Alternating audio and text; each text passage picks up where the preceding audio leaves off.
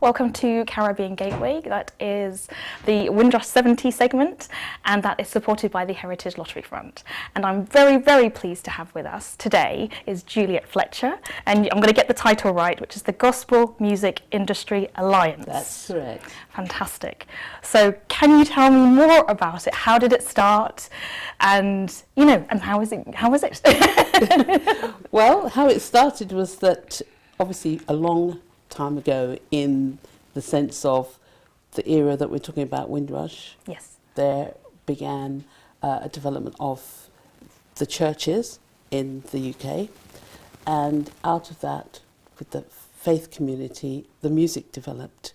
And as the music developed, came out of the doors of the churches back in the 60s and 70s, towards the 80s, more and more people got involved in singing, promoting and making music. And we're at the stage now where there are a lot of people who are either doing commercial work or they're involved in it from a voluntary basis. And the GMIA came about as a result of recognising all the different people that are involved in gospel music in different ways, and who are playing a part and a role in the music industry. So the GMIA enables those people who are professionals, who are committed volunteers, whatever scheme or place there is, to be recognised and to have a place where their voice is heard and they can communicate and connect with each other. So we're very excited that in 2011 the organisation was launched, and since then our work has involved going around and making sure that people are aware that there is an industrious sector within the church stream and outside of the church stream that is working on this music that's undergirding the pop industry. Fantastic. And so what are some of the things that the organisation does specifically within your objectives of what you're always trying to achieve? Yeah, one of those things is that we have a really unique website and portals that people can sign up and become a member to get or a subscriber. We have an annual event called Gospel Summit where we bring people together to discuss business, because gospel music is often looked at as purely a spiritual experience, which it is, a spiritual experience, but it actually has a lot of cultural contribution and social cultural contribution. As we know in America, where the church was very much involved in the civil rights movement, over here the church in another way, we didn't have those marches, but certainly the church was a voice that moved our black community forward. Well, it's a support network. That's correct. Network. And so we have that annual event.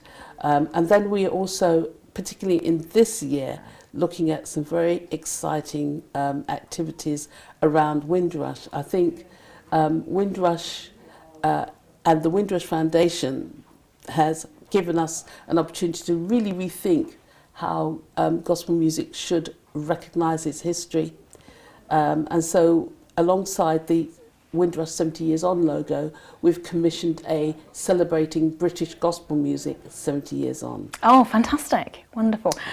But I'm going to just take you a little bit before the organisation, because I know before this organisation started, you have a long history of working in this field. So could you tell people more about that? Because I think it would be, it would be very nice to hear. Yeah, I mean, my roots is in the Church of God in Christ. Okay. One of the earliest established churches in the UK. I think it was established in 1952, the same year that the Queen ascended to the throne. And so our church has a rich music history in the US, and that has translated itself to the UK. So I was brought up with a passion for singing gospel music in church. And did you like singing from an early age already? Do you know something? I didn't become aware of it until I actually joined church. My mother moved to East London. Well, I was born in the East London, and she moved from Hackney down into Waltham Forest. Oh no!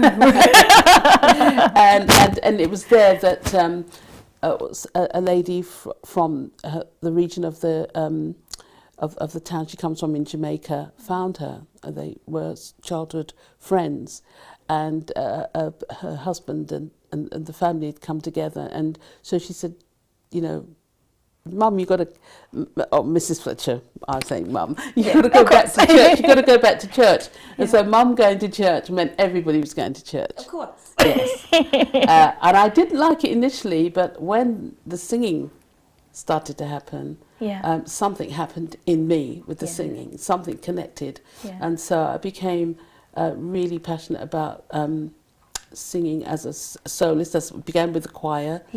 Choir became quite well known in the denomination, and in the midst of all that singing and becoming a soloist, I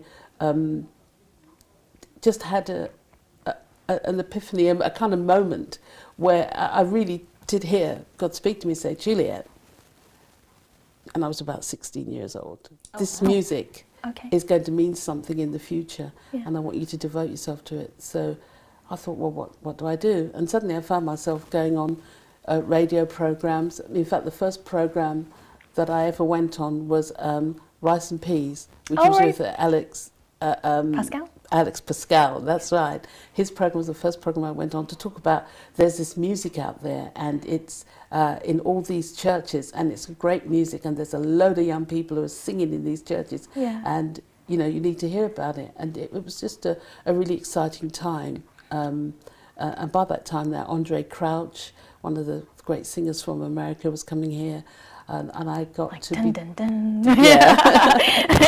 and I got to be tutelaged by a lady called Kitty Parham, who was actually a star from a play called Black Nativity, and that was a successful show in London. But she was a Kojic lady, and she came to my church and chose me to sing lead of one of the songs at our big conventions that we used to have. Me. Absolutely. I was really humbled by it, to be truthful. I was excited at the same time. Yes. But all of that music started to come up, and there was this kind of movement that happened in the early 80s, where people started to form groups. And I had the privilege of helping a lot of those groups, including a group called Paradise. Oh wow! Okay. That became a kind of a gospel soul funk success. Yeah. And then Lavine Hudson, who unfortunately is no longer with us, but she was kind of the first big signing star for Virgin Records back then. But what I discovered in early 2000, that even before my era, there was a gentleman who in the early 60s, and other people who were doing things on mainstream television and radio, which was amazing. And I was very excited to meet, he's now Bishop Kenneth McCarthy, but back then he was Evangelist Kenneth McCarthy, and he started the first gospel record label. He put together a group that was known as the Soul Seekers, and they toured around England, but they also toured into Norway, into Sweden, and amazing achievements. And they signed a record deal with Philips International, which actually became EMI in many later years. Oh wow! Okay. So there's a real history there that, you know, this gentleman, whereas a lot of people give me credible acknowledgement for the development of kind of, I'd say, the modern form of promoting gospel. Yes. This gentleman was way before me, right out of the Windrush start. He arrived in the 50s, and he did so much incredible work with young people making music. Wow. And it's incredible because I think this is what the Windrush 70 project's about, and the Windrush Foundation are trying to do is know all of those people that came before the Windrush, during the Windrush, and also the children of the Windrush. So technically you are the children of the Windrush. I certainly am. I'm a first generation, you know, first child of my parents born in this country after they came here, and I'm absolutely thrilled about, you know, recognising it's 70 years, and our elders have done so much, and of course I believe we should feel responsible about doing that much more, because always the next generation should build on better. And I'm looking forward to, you know, sharing with the young people so that they can understand and build even better and more on what we've got in gospel music. Because gospel music has been so significant in the popular sound of music. It's a direct soul music is a direct child of gospel music, you know, and the relationship between the blues and gospel is well known. So and all the other derivatives of the sound that black music has gone. It's really important that we use these opportunities to kind of bring it all together. So I'm looking forward to this year and the initiatives that we're planning to bring to the fore. So what kind of things will you be working on? Well, first of all, what the GMIA has done is to commission a number of insignias, emblems, graphic icons that people can use on their events. It says celebrating Windrush church and music, and so we're hoping that people who are doing church-based events from where the music has come out, that they will use that logo on their various activities.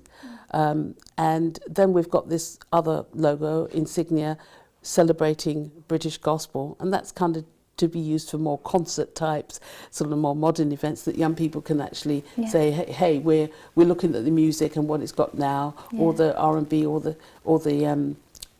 reggae, and all the different sounds, because everything is connected. Everything is connected.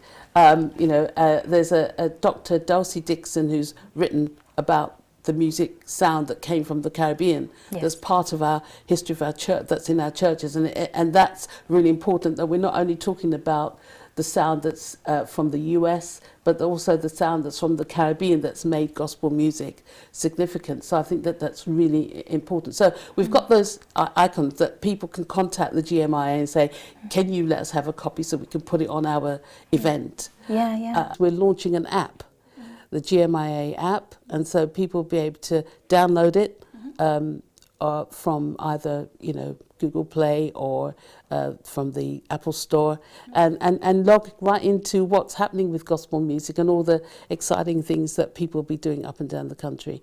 And then we want to end on a big note. Towards the end of the year, we want to put on a big event. Haven't really decided on that totally yet, but it's gearing up to something special. Fantastic. And just lastly, how can people contact you? It can contact us by going to the website, which is www.gmia.org.uk, or they can write to me at info@gmia.org.uk. And when we're on Facebook, we're on Twitter, we're on Instagram, and we're improving our social presence all the time. So you'll find us out there. Fantastic. And they can always contact me directly under my name, Juliet Fletcher, or J Fletcher on Facebook. So you'll get through to us somehow. Fantastic. Thank you so much for coming in. I know you could talk about so much more, but thank you so much for taking the time. It's an absolute pleasure.